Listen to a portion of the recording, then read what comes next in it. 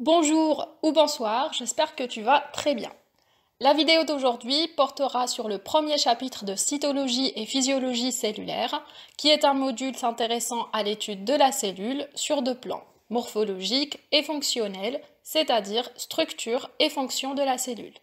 Ce premier chapitre s'intitule L'organisation générale de la cellule et on va l'aborder en 4 parties. L'introduction, la cellule eucaryote, la cellule procaryote et enfin les virus, qu'on appelle également des acaryotes. Tout d'abord, on va définir l'être vivant. L'être vivant est tout organisme qui naît, qui se développe, se multiplie ou bien se reproduit et qui finit par mourir. Tout comme le petit chaton à droite et la bactérie à gauche. Bien que les deux soient considérés comme étant êtres vivants, ces derniers ont une morphologie totalement différente et ceci est dû essentiellement au fait que le chaton est constitué de plusieurs cellules, il est donc dit être vivant pluricellulaire, alors que la bactérie est constituée d'une seule cellule qui représente à elle seule la totalité de son organisme, elle est dite du coup être vivant unicellulaire. Donc, pour dire le tout en une seule phrase, l'être vivant, c'est un ensemble de cellules I, sachant que ce I peut varier de la valeur 1 pour les organismes unicellulaires et aller jusqu'à N, c'est-à-dire des centaines, des milliers, voire des milliards de cellules pour les organismes pluricellulaires. Les virus, quant à eux, ne font pas partie du monde des vivants, puisqu'un virus a toujours besoin d'une autre cellule pour l'accueillir et l'aider à se reproduire. Cette cellule est appelée cellule hôte ou encore cellule cible. Un virus ne peut jamais se reproduire à lui seul, donc il n'est pas considéré comme étant un être vivant. On arrive maintenant à la définition de la cellule. La cellule, c'est la plus petite unité constitutive et fonctionnelle qui compose tout être vivant. C'est-à-dire qu'elle peut synthétiser ses constituants à partir des éléments de son milieu extracellulaire, qu'elle peut croître, c'est-à-dire augmenter de volume, et qu'elle peut se multiplier en se divisant pour donner une nouvelle cellule. En étudiant de plus près la cellule, on a pu distinguer deux types d'organisation différents de celle-ci. La première, c'est la cellule procaryote, qui est une cellule dépourvue de vrais noyaux, c'est-à-dire que son matériel génétique n'est pas isolé du reste de ses constituants par une enveloppe propre à lui. La cellule procaryote constitue essentiellement les bactéries qui sont unicellulaires.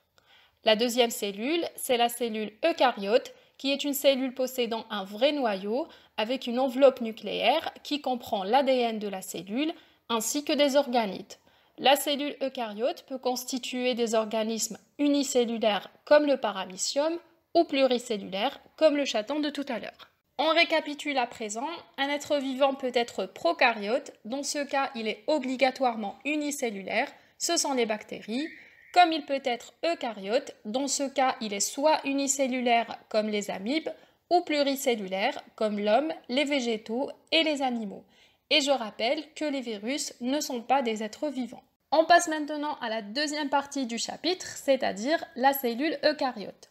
Les deux cellules que tu vois sur le schéma, c'est-à-dire la cellule animale et la cellule végétale, sont toutes les deux des cellules eucaryotes, puisqu'elles comprennent un vrai noyau qui est entouré en rouge et des organites. On va s'intéresser pour notre cours à l'ultrastructure de la cellule animale beaucoup plus.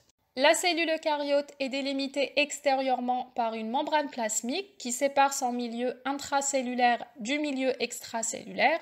Le milieu intracellulaire est appelé cytoplasme et il comprend deux parties, le protoplasme et le hyaloplasme.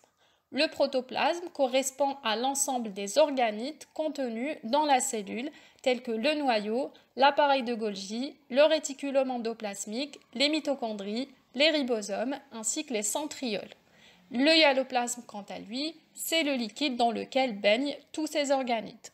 Une cellule eucaryote peut présenter diverses formes et tailles selon sa fonction.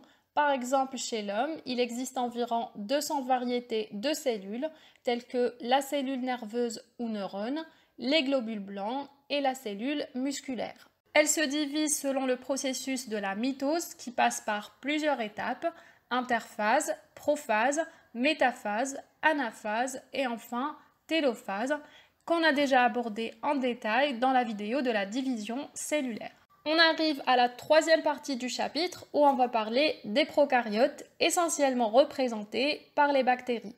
Ces dernières peuvent se présenter sous différentes formes, arrondies qu'on appelle coque ou cocci, allongées qu'on appelle bacilles, ou encore sous forme de spire qu'on appelle spirie.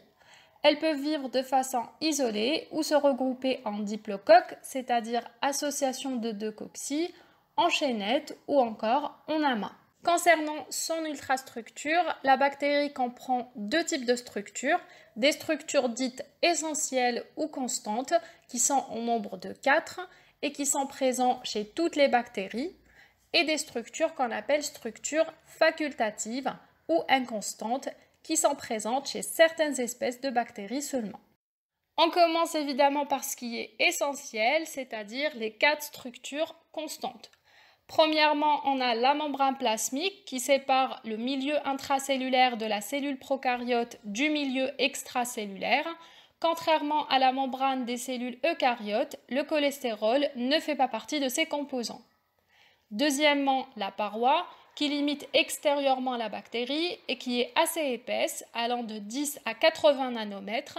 Elle protège la bactérie et lui confère sa forme. L'espace compris entre la membrane plasmique et la paroi est appelé espace périplasmique. Troisièmement, le matériel nucléaire, appelé nucléoïde. Il est formé par une seule molécule bicaténaire d'ADN circulaire d'une longueur à peu près de 1 mm. Celui-ci n'est pas isolé du reste du cytoplasme par une membrane, donc il constitue une véritable plateforme de la recherche génétique moderne.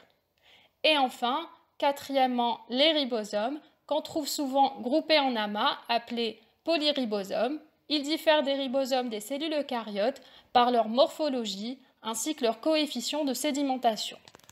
On peut passer maintenant aux structures facultatives. Premièrement, on a la capsule qui représente la structure la plus externe de la cellule prokaryote quand elle existe. Elle est souvent polysaccharidique mais parfois polypeptidique, mise en évidence en microscopie par la coloration à l'encre de Chine. Sa présence est un signe de virulence vu qu'elle protège la bactérie de la phagocytose. Elle porte aussi des antigènes à sa surface. Elle est dite donc antigénique.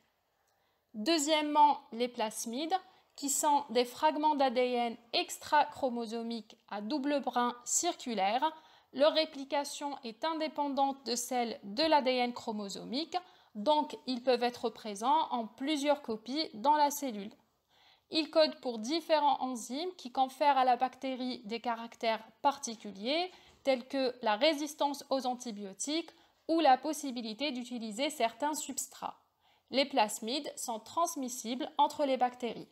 Troisièmement, les mésosomes, qui sont des invaginations de la membrane plasmique retrouvées exclusivement chez les bactéries aérobies, vu qu'ils contiennent les enzymes de la chaîne respiratoire, assurant le rôle des mitochondries qu'on ne retrouve pas chez les bactéries. Quatrièmement, les flagelles, qui sont une expansion de la membrane composée d'une protéine contractile appelée flagelline, assurant ainsi la mobilité de la bactérie. Leur nombre pouvant varier de 1 à 8 ainsi que leur position diffèrent selon les espèces bactériennes. Cinquièmement, les pili, qui sont également des expansions membranaires mais plus courtes que les flagelles et qui ne sont visibles qu'en microscopie électronique. Il en existe deux types, les pili communs et les pili sexuels. Les pili communs ou somatiques sont nombreux et sont formés par une protéine dite piline. Ils permettent l'adhésion de la bactérie au substrat et aux muqueuses.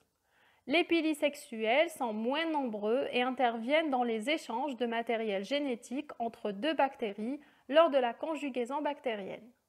Sixièmement, les inclusions cytoplasmiques qui peuvent être des réserves énergétiques de glycogène ou de lipides ou encore des vacuoles à gaz permettant le déplacement vertical des bactéries aquatiques. La coloration de Gram est une technique qui permet de distinguer entre deux types de bactéries selon l'épaisseur et la composition chimique de leurs parois. Dans un premier temps, on vient fixer les bactéries sur une lame microscopique. Ensuite, on utilise un premier colorant qui est le violet de gentiane, puis on mordance par une solution de Lugol. À ce stade, toutes les bactéries apparaissent violettes. On lave ensuite la préparation avec de l'alcool qui vient décolorer les bactéries qui ont une paroi fine. On utilise alors un deuxième colorant qui est la fuchsine, un colorant rouge qui vient recolorer les bactéries décolorées. À la fin de la technique, les bactéries qui ont une paroi épaisse seront colorées en violet et on va les appeler bactéries à Gram positif. Les bactéries qui ont une paroi fine seront colorées en rouge et seront appelées des bactéries à Gram négatif. La paroi des bactéries Gram positif est une paroi épaisse et dense formée de peptidoglycanes, c'est-à-dire des chaînes glucidiques reliées entre elles par des peptides, qui se présentent sous forme d'un réseau rigide et résistant qu'on appelle muréine, auquel vont s'associer des acides técoïques. Alors que la paroi des Gram négatifs est une paroi qui est beaucoup plus fine et lâche, qui est pauvre en peptidoglycanes, c'est-à-dire qui a une muréine plus mince. Elle est recouverte d'une membrane externe de nature lipopolysaccharidique. La cellule prokaryote se divise par scissiparité ou bien par étranglement qui se déroule selon 3 étapes. Premièrement, l'élongation de la cellule et le dédoublement de son matériel génétique. Deuxièmement, la formation du septum. Et enfin, la séparation et la croissance des cellules filles. Certaines bactéries Gram positives, telles que Bacillus et Clostridium, sont capables de sporulation. Les spores qui sont formés constituent une forme de résistance qui permet à ces bactéries de survivre dans les conditions extrêmes. Dernière partie du chapitre, c'est les virus ou acaryotes. Le terme virus signifie poison, vu que ces derniers sont responsables d'une grande variété de maladies, des plus bénignes comme la rougeole aux plus graves comme le sida. Un virus est généralement spécifique d'une espèce vivante qu'on appelle espèce hôte. En dehors de celle-ci, on l'appelle virion ou encore particule virale. Il existe 3 éléments qui composent les virus, dont 2 sont obligatoirement présents: le matériel génétique et la capside. Premièrement, le matériel génétique ou bien le génome viral. C'est soit un ADN, soit un ARN, c'est-à-dire un seul type d'acide nucléique, qui est de taille réduite, comprenant 1 à 1200 gènes, codant pour des protéines de structure, des protéines antigéniques, ainsi que des enzymes nécessaires aux transformations de son acide nucléique, telles que la transcriptase reverse, qui permet d'obtenir l'ADN à partir de l'ARN. Deuxièmement, la capside, c'est une structure protéique constituée de sous-unités dites capsomères. Elle protège le génome viral et détermine la symétrie du virus selon l'arrangement des capsomères. Il existe 3 types de symétrie. Premièrement, la symétrie cubique ou icosaédrique en forme d'un polyèdre régulier à 20 faces conférant une forme sphérique au virus. Deuxièmement, la symétrie hélicoïdale en forme d'un cylindre creux où l'acide nucléique s'enroule en hélice, conférant une forme en bâtonnet au virus. Troisièmement, la symétrie complexe, qui est généralement une association des 2 types de symétrie. Enfin, l'ensemble capside et acide nucléique forme une nucléocapside. Le dernier élément qui compose les virus et qui est un élément facultatif qu'on ne retrouve pas chez tous les virus, c'est l'enveloppe. Donc c'est une membrane composée de phospholipides et de protéines associées à des glucides qui vient entourer la nucléocapside. Les virus qui possèdent une enveloppe sont dits enveloppés, les virus ne possédant pas d'enveloppe sont dits nus. La classification des virus repose sur l'association de 3 critères. Premièrement, la nature de l'acide nucléique, donc ADN ou ARN. Deuxièmement, la symétrie de la nucléocapside, c'est-à-dire cubique, hélicoïdale ou complexe. Et troisièmement, la présence ou l'absence de l'enveloppe, c'est-à-dire un virus enveloppé ou un virus nu. Les virus sont des parasites obligatoires qui, pour se reproduire, vont se fixer sur leur cellule cible, utiliser sa machinerie enzymatique pour produire de nouveaux virions selon 2 modalités de cycle, le cycle lytique et le cycle lysogénique. Le cycle lytique est un mécanisme de multiplication d'un virus qui entraîne la lyse de la cellule hôte ou de la cellule cible. comme le virus grippal et le bactériophage T. Quant au cycle lysogénique, c'est un cycle de réplication d'un virus au cours duquel le génome viral s'insère dans celui de la cellule hôte. Il prend fin au moment où le provirus sort du génome bactérien ou du génome cellulaire.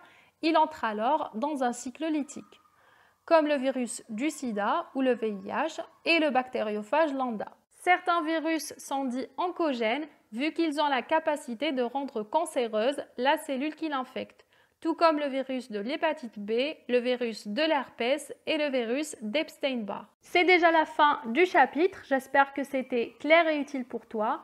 On se retrouve très prochainement pour la suite. D'ici là, n'oublie pas de t'abonner.